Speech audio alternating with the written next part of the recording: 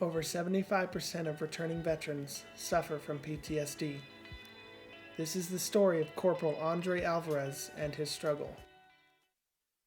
I grew up in a family with pretty much nothing but females. It wasn't necessarily a bad thing, but I really had to take the role of pretty much being the man of the house, and it's something that my life always focused around. So when I finally grew up, going through high school, it took me a while to decide what I really wanted to do with myself.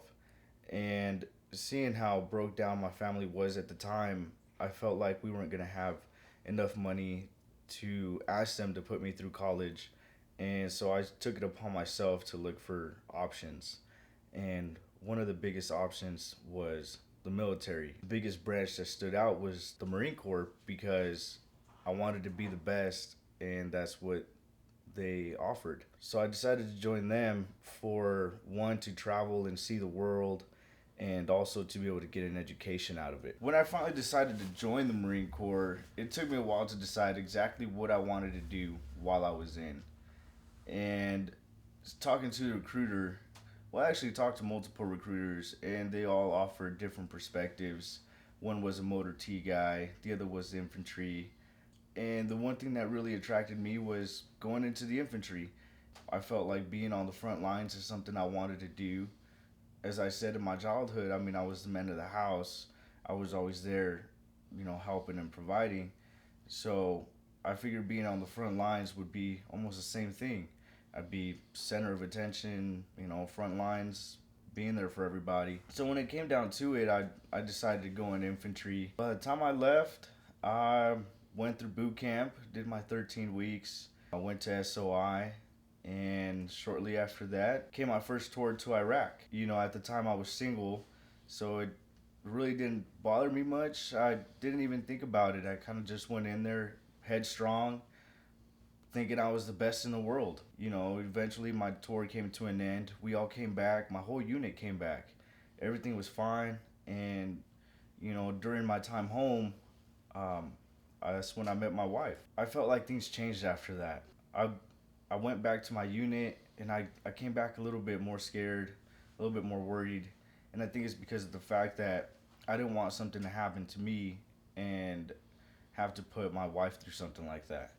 And so going into my second tour back to Iraq, it was hard. It was different.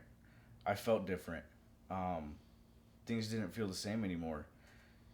During that second tour, I lost a few friends. I did run into an IED, and I think that's when things really started to affect me in a negative perspective.